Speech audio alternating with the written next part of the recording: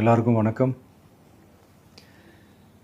இந்திய அரசியல் சாசனம் நம்ம தமிழ்நாட்டில் இருக்கிற எல்லாருக்குமே கொடுத்துருக்கிற உரிமையில் ரொம்ப ரொம்ப முக்கியமானது ஓட்டிங் ரைட், வாக்குரிமை. ஒரு மனுஷன் உயிரோடு இருக்கான்றதுக்கு அடையாளமாக இருக்கிறதுல அவனோட ஓட்டுரிமை ரொம்ப முக்கியம்.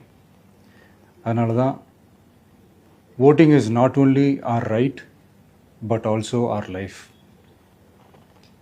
ஒரு முக்கியமான விஷயத்தை பற்றி இப்போ நான் உங்ககிட்ட ஷேர் பண்ண போகிறேன். இது நான் ஃபஸ்ட்டு கேள்விப்பட்ட உடனே எனக்கே ரொம்ப ஷாக்கிங்காக தான் இருந்தது. இப்போ நான் பேசிகிட்டு இருக்கிற இந்த நேரத்தில் தமிழ்நாட்டில் இருக்கிற நம்ம யாருக்குமே ஓட்டு போடுற உரிமையே இல்லைன்னு சொன்னால் நம்புவீங்களா? நான் நீங்கள் உட்பட யாருக்குமே அது இல்லை. நான் பயமுறுத்துறேன்னு நினைக்காதீங்க, அதுதான் நிஜமும் கூட.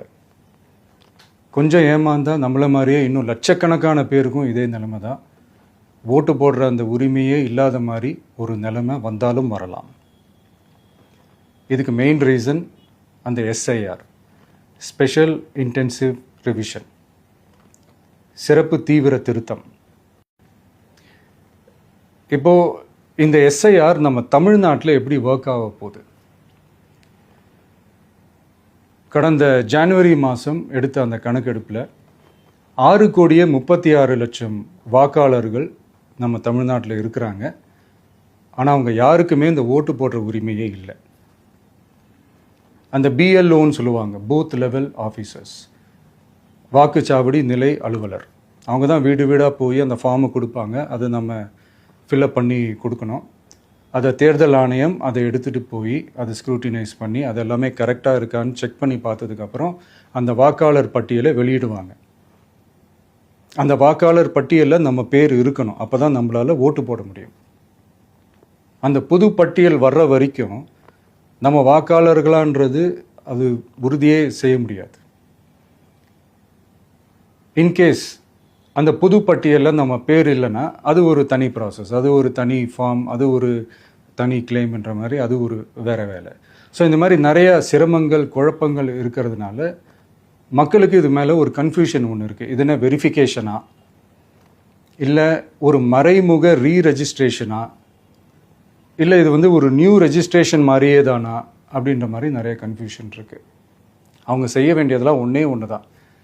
இந்த மாதிரி வீடு வீடாக போய் அந்த என்யூமரேஷன் ஃபார்ம் நம்ம ஃபில்அப் பண்ணி கொடுக்கும்போது அதுக்கான அக்னாலேஜ்மெண்ட்டை அந்த பிஎல்ஓ அந்த ஆஃபீஸர்கிட்ட இருந்து நீங்கள் வாங்கிக்கணும். அது ரொம்ப ரொம்ப முக்கியம். இது நான் சொல்கிறது வாக்காளர் பட்டியலில் ஆல்ரெடி உங்கள் பேர் இருக்கிறவங்களுக்கு நான் சொல்கிறேன். இப்போ புது வாக்காளர்கள், ஃபஸ்ட் டைம் ஓட்டர்ஸ், அவங்களுக்கு ஃபார்ம் 6ன்னு ஒன்று இருக்குது. அதை நீங்கள் ஃபில்அப் பண்ணி நீங்கள் உங்கள் ஏரியாவில் இருக்கிற சம்மந்தப்பட்ட அந்த உங்கள் அலுவலகத்தில் நீங்கள் டைரெக்டாகவும் சப்மிட் பண்ணலாம், இல்லை நீங்கள் ஆன்லைன்லேயும் சப்மிட் பண்ணலாம். அப்படி ஆன்லைனில் நீங்கள் சப்மிட் பண்ணிங்கன்னா அதுக்கான ஸ்க்ரீன்ஷாட்டை எடுத்து வச்சுக்கோங்க. ஃபோனில் மெசேஜ் வரும், அதை சேவ் பண்ணி வச்சுக்கோங்க. அப்ராடில் இருக்கிறவங்க கூட அந்த எஸ்ஏஆர் ஃபார்மை டவுன்லோட் பண்ணி நீங்கள் அதை ஃபில்அப் பண்ணி சப்மிட் பண்ணலாம். அதுக்கான அக்னாலேஜ்மெண்ட்டை வாங்கி வச்சுக்கோங்க. ரொம்ப முக்கியமாக உங்களோட பிஎல்ஓ அந்த ஆஃபீஸர் யாருன்னு தெரிஞ்சு வச்சுக்கோங்க. இந்த தேர்தல் ஆணையம் அந்த வெப்சைட்டில் போனீங்கன்னா அந்த பர்டிகுலர் பிஎல்ஓ ஆஃபீஸரோட ஃபோன் நம்பர் கூட நீங்கள் எடுத்து வச்சுக்கலாம்.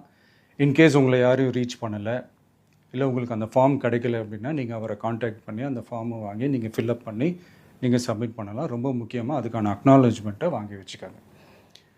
இது எல்லாமே சரியாக செஞ்சாலும் இந்த எஸ்ஐஆர் மேலே சில டவுட்ஸ் இருக்குது. அது என்னென்னா, இந்த 6,36,00,000 வாக்காளர்களுக்கு ஒருத்தர் விடாமல் இந்த ஒரே மாதத்துக்குள்ளே எப்படி எல்லாருக்குமே அந்த ஃபார்ம் போய் ரீச் ஆகும்? ஒன்று. ரெண்டாவது, நீங்கள் வரும்போது வீட்டை பூட்டிட்டு வேலைக்கு போயிட்டு என்ன பண்ணுறது? இப்போ நீங்கள் வருவீங்கன்றதுக்காக வேலையெல்லாம் விட்டுட்டு வீட்டுக்குள்ளேயே உட்காந்துட்ருக்கணுமா? ஸோ இதில் மெயினாக பாதிக்கப்பட போகிறது உழைக்கிற மக்கள், ஏழைகள், வேலைக்கு போகிற பெண்கள். இவங்களுக்கு யார் கரெக்டான அந்த பதில் சொல்ல போகிறது? ஒரு நியாயமான எஸ்ஐஆர்னா என்ன நடக்கணும்? இப்போது இறந்து போனவங்கள மார்க் பண்ணி அதுலேருந்து டிலீட் பண்ணணும். இப்போ போலி வாக்காளர்கள் இருந்தாங்கன்னா அவங்கள மார்க் பண்ணி டிலீட் பண்ணணும். இப்போ ஆல்ரெடி ஓட்டு இருக்கிறவங்களுக்கு எதுக்கு இந்த ரெஜிஸ்ட்ரேஷன் என்ற பேரில் இவ்வளவு குழப்பங்கள் அப்படின்றது தான் இங்கே கேள்வி. இப்போ புதுசாக வர வாக்காளர்களையோ இல்லை ஓட்டு இல்லாதவங்களையோ சேர்த்தா பத்தாதா? இப்போ ரீசெண்டாக நடந்த இப்போ எலெக்ஷன் 2021, 24 எப்படி எல்லாருமே ஓட்டு போட்டோம்? அதில் ஓட்டு போட்டவங்க கூட இப்போ புதுசாக ரெஜிஸ்டர் பண்ணணும்னா அது ஏன் அந்த கன்ஃபியூஷன் அப்படின்றத நாங்கள் கேட்குறோம். அதனால தான் நாங்கள் எஸ்ஐஆரை எதிர்க்கிறோம். இப்போ புதுசாக சில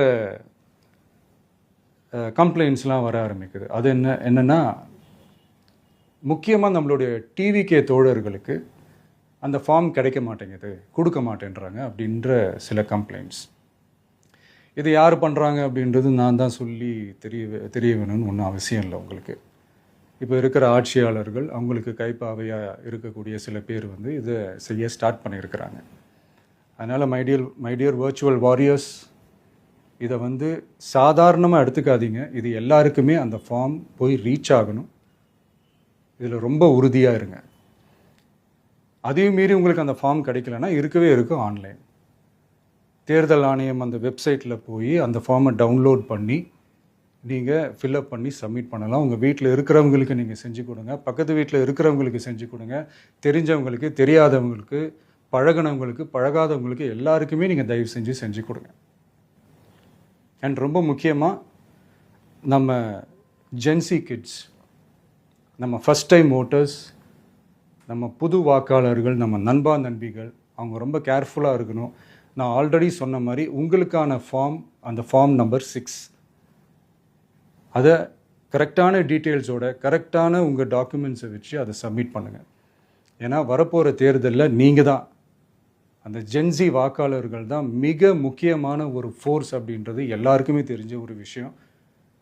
அதனால் உங்களை டிஸ்டர்ப் பண்ணுறதுக்கு, உங்கள் பேரை அதில் இன்க்ளூட் பண்ணாமல் செய்கிறதுக்கு என்னென்ன வேலைகள் செய்யணுமோ, என்னென்ன தில்லுமுள்ளு வேலைகள் செய்யணுமோ எல்லாமே அவங்க செய்வாங்க. இது நமக்கு எல்லா திசையிலையும் எல்லா பிரச்சனைகள் கொடுத்துட்டு தானே இருக்கிறாங்க. அது டிஃபால்ட்டாக நடந்துட்டு தான் இருக்கும். அது ஒன்றும் பண்ண முடியாது. ஸோ அந்த மாதிரி ஓட்டு போடுற விஷயத்துலேயும் அவங்க என்ன உத்தரமராக மாறவா போகிறாங்க? இப்போ நான் சில மீட்டிங்ஸ்லலாம் ரிப்பீட்டடாக ஒரு விஷயம் நான் சொல்கிறேன்ல, 2 பேருக்கு நடுவில் தான் போட்டி அப்படின்ட்டு. அது மேடைக்கு மேடை அவங்க அதை ப்ரூவ் பண்ணிகிட்டு இருக்கிறாங்க. அதனால் தோழர்களே, வரப்போகிற தேர்தலில் நம்ம யாருன்னு காட்டணும், நம்ம பலம் என்னன்னு காட்டணும். அதுக்காக அந்த பலமான, அந்த பவர்ஃபுல்லான ஆயுதத்தை நம்ம கையில் எடுக்கணும். அந்த ஆயுதம் வேறு எதுவுமே இல்லை, ஓட்டு, வாக்கு, ஜனநாயகம். அது இருந்தால் தான் நம்ம அந்த வெற்றியை நோக்கியே நம்மளால் பயணிக்க முடியும். தமிழ்நாடே அந்த வாக்குச்சாவடி முன்னாடி திரண்டு நிற்கணும். அதை பார்த்துட்டு தமிழ்நாடே தமிழக வெற்றி கழகமா, இல்லை தமிழக வெற்றி கழகம் தான் தமிழ்நாடா அப்படின்ற மாதிரி இருக்கணும். வீடுன்னு ஒன்று இருந்தால் தான் ஓடு மாற்ற முடியும்னு அறிஞர் அண்ணா அவர்கள் சொல்லியிருக்கிறாங்க. அந்த மாதிரி ஓட்டுன்னு ஒன்று இருந்தால் தான் இந்த நாட்டையே காப்பாற்ற முடியும். அப்புறம் இன்னொரு முக்கியமான விஷயம், அந்த எனிமரேஷன் ஃபார்ம் நீங்கள் ஆன்லைனில் நீங்கள் ஃபில்அப் பண்ணும்போது அதில் ஒரு சில ப்ராப்ளம்ஸ் வர்றதுக்கு வாய்ப்பு இருக்குது. அது உங்களுடைய ஓட்டர் ஐடியில் இருக்கிற உங்கள் பேரும், ஆதார் கார்டில் இருக்கிற பேரும், அந்த ஸ்பெல்லிங், இனிஷியல்ஸ் எல்லாமே ஒரே மாதிரி இருந்தால் தான் அது அக்செப்ட் ஆகும், இல்லைன்னா அக்செப்ட் ஆகாது. அது கொஞ்சம் கேர்ஃபுல்லாக பண்ணுங்கள். அது கொஞ்சம் யூசர் ஃப்ரெண்ட்லியாக இருக்கலாமேன்னு கேட்டதுக்கு அதெல்லாம் முடியாது, அதுக்கெல்லாம் வாய்ப்பு இல்லை, அதுக்கெல்லாம் ஆளுங்க இல்லை, பண்ண முடியாதுன்னு ரிப்ளை பண்ணிட்டாங்க. ஸோ அதனால் மைடியர் டிவிகே தோழர்களே, மைடியர் ஜென்சி படை பலமே, உஷாராக இருங்க, கான்ஃபிடெண்ட்டாக இருங்க. நல்லதே நடக்கும். வெற்றி நிச்சயம். மீண்டும் சந்திக்கும் வரை நன்றி, வணக்கம்.